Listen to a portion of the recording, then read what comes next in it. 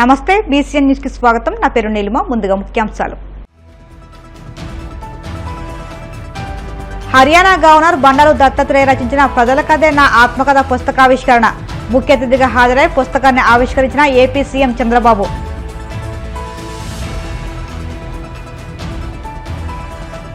Jubilee Hills MLA Maganti Gopinath గుండెపోటుతో మృతి. గోపీనాథ్ నివాసానికి వెళ్లి నివాళులర్పించిన ఏపీ మంత్రి లోకేష్ బ్రాహ్మణి.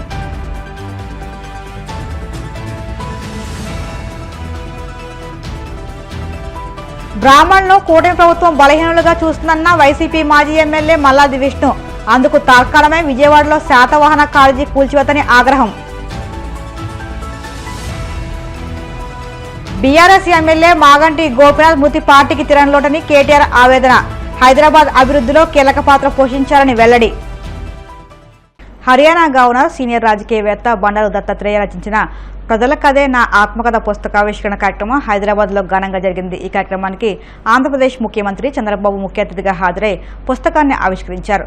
దశాబ్దాల ప్రజా జీవితంలో దత్తాత్రేయ సాధించిన విజయాలు, ఆయన వ్యక్తిగత మైలురాళ్లు, సామాజిక సేవ పట్ల ఆయనకున్న అంకిత భావాన్ని ఈ పుస్తకం కళ్లకు కడుతుందని అభిప్రాయపడ్డారు. ఈ కార్యక్రమంలో మాజీ రాష్ట్రపతి రామ్నాథ్ కోవింద్, మాజీ ఉపరాష్ట్రపతి వెంకయ్య నాయుడు, సుప్రీంకోర్టు మాజీ ప్రధాన న్యాయమూర్తి Justice N V Ramana, AP governor Abdul Nazeer, కేంద్ర మంత్రి కిషన్ రెడ్డి, తెలంగాణ మంత్రులు కోమటిరెడ్డి వెంకటరెడ్డి, శ్రీధర్ బాబు, బీజేపీ ఎంపీ రఘునందన్ రావు తదితరులు పాల్గొన్నారు.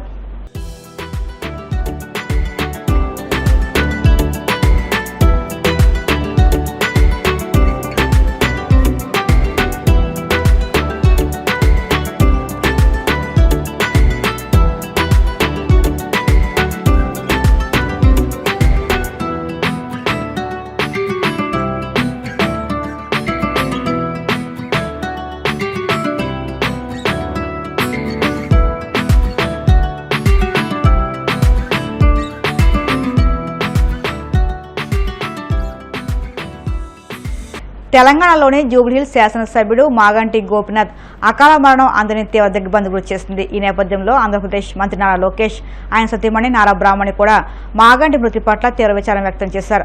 వారు హైదరాబాద్ మాదాపూర్లోని మాగంటి గోపీనాథ్ నివాసానికి వెళ్లి ఆయన భౌతికాయానికి శ్రద్ధాంజలి ఘటించారు. పుష్పగుచ్చం వచ్చి నివాళులర్పించిన అనంతరం తీవ్ర విషాదంలో ఉన్న గోపీనాథ్ కుటుంబ సభ్యులను లోకేష్, బ్రాహ్మణి దంపతులు పరామర్శించారు. వారికి తమ ప్రగాఢ సానుభూతిని తెలియజేసి ధైర్యం చెప్పారు.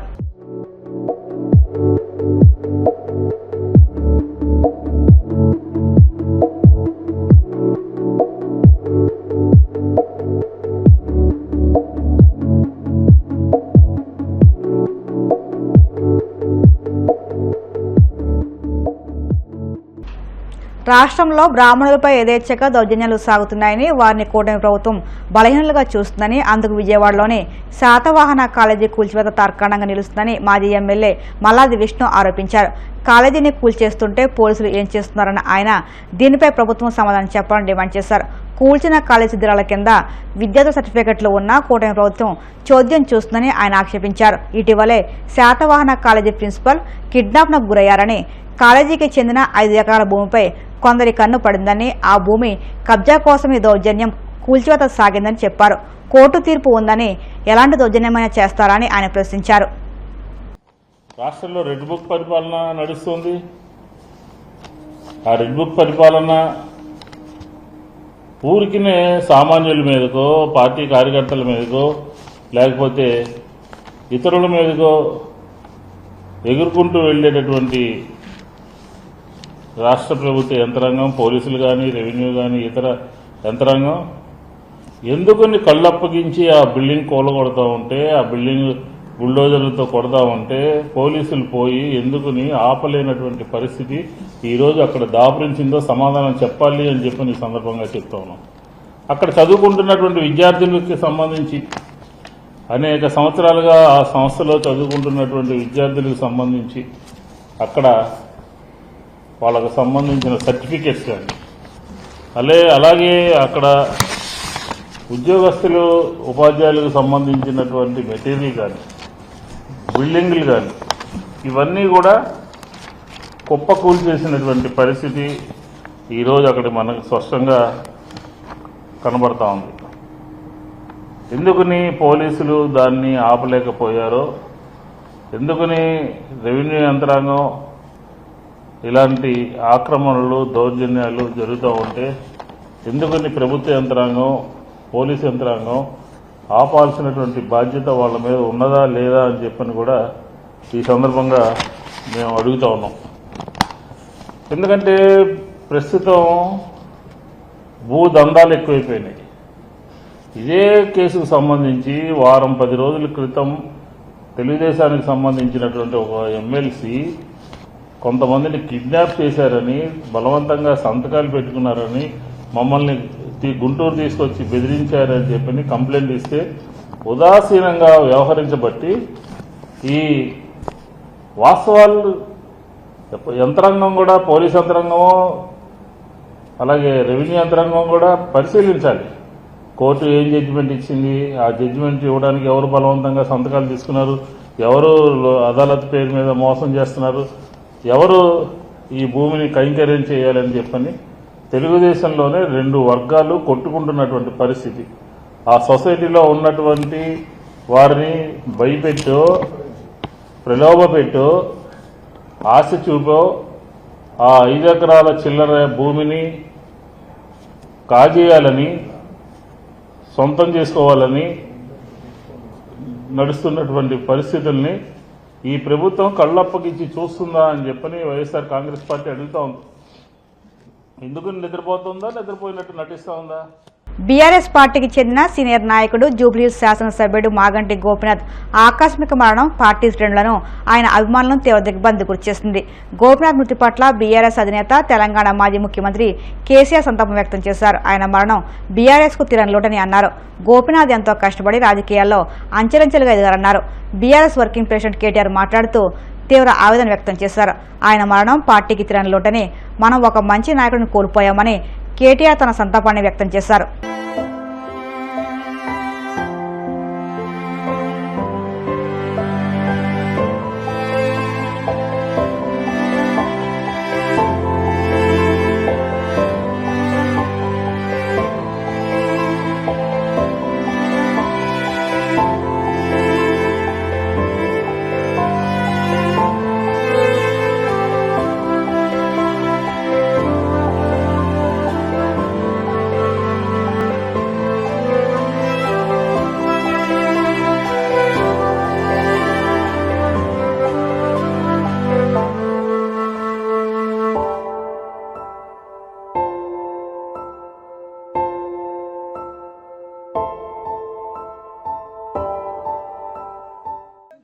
హైదరాబాద్ జిల్లా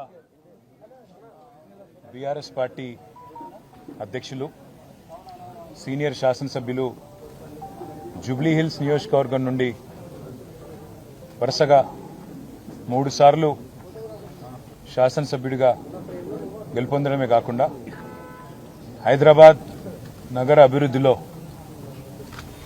ఒక ప్రముఖ పాత్ర పోషించిన మృదు స్వభావి మా సోదరుడు శ్రీ మాగంటి గోపీనాథ్ గారు గత కొద్ది కాలంగా అస్వస్థతగా ఉన్న విషయం మీ అందరికీ కూడా తెలిసిందే. ఇవాళ ఉదయం వారు హాస్పిటల్లో మరి మృతి చెందిన విషయం కూడా మాకు ఉదయమే డాక్టర్ల ద్వారా తెలిసింది. నిజంగా ఇది బీఆర్ఎస్ పార్టీకి, అదేవిధంగా హైదరాబాద్ నగరంలో అభివృద్ధిని, అదేవిధంగా హైదరాబాద్ నగరంలో ఇక్కడ ఉన్న అందరితో కలివిడిగా ఉండే ఒక నాయకుడిని కోల్పోవడం అనేది మా అందరికీ కూడా తీవ్రమైన ఆవేదనని, తీవ్రమైన బాధని కలిగిస్తున్న సందర్భం. మీడియాని, అదేవిధంగా మిగతా మా కార్యకర్తల్ని కూడా కోరేది, ఈరోజు వాళ్ళ గోపీనాథ్ గారి కుటుంబ సభ్యుల ఆలోచన మేరకు ఈరోజే అంత్యక్రియలు, అంతిమ సంస్కారాలు, మొత్తం ఏర్పాట్లన్నీ కూడా చేయాలని చెప్పి వాళ్ళ కుటుంబ సభ్యుల కోరిక మేరకు మరి ముందుకు పోతున్నాము. మధ్యాహ్నం 4:30 నుంచి రాహుకాలం వస్తుందని చెప్తున్నారు. కాబట్టి ఆ రాహుకాలం కంటే ముందే అంతిమ కార్యక్రమాలన్నీ కూడా ఏర్పాటు చేయాలని చెప్పి కుటుంబ సభ్యుల కోరిక మేరకి జూబ్లీహిల్స్లోని మహాప్రస్థానంలో మధ్యాహ్నం 3 నుంచి 4 గంటల మధ్యన ఈ కార్యక్రమం పూర్తవుతుంది. ఎవరైనా కార్యకర్తలు కానీ, నాయకులు కానీ, మిగతా వారి అభిమానులు కానీ చివరిసారి వారికి నివాళులు అర్పించాలి అంటే వారు ఇక్కడ వారి కుటుంబ సభ్యుల్ని కలవడానికి, అదేవిధంగా వారికి నివాళులు అర్పించడానికి ఇక్కడ వారి స్వగృహం దగ్గర ఏర్పాటు చేయడం జరుగుతూ ఉంది. తర్వాత ఇక్కడ నుంచి ఊరేగింపుగా బయలుదేరి స్ట్రైట్గా మహాప్రస్థానానికి వెళ్ళి 4 గంటల లోపల రావుకాలం రాకముందే కార్యక్రమాలు చేయాలని వారి కుటుంబ సభ్యులు ఏదైతే నిర్ణయం తీసుకున్నారో దానికి అనుగుణంగా ముందుకు పోతాం. మా పార్టీ నాయకులు, కార్యకర్తలు అందరూ కూడా సహకరించాలని, మీడియా కూడా సహకరించాలని. తిరుపతి జిల్లా గూడూరు మండలం కొందాకూరు సమీపంలోని కనుమరాయ కొండపై వెలిసి ఉన్న శ్రీ లక్ష్మీ నరసింహస్వామి దేవస్థానంలో స్వామి అమ్మవార్లకు విశేష అలంకరణ ఏర్పాటు చేశారు. మంగళ వాయిద్యాలతో పల్లకి సేవ, పొందు సేవ ఘనంగా నిర్వహించారు. భక్తులు అధిక సంఖ్యలో హాజరై స్వామి అమ్మవార్లు దర్శించి అన్నప్రసాదాలు స్వీకరించారు.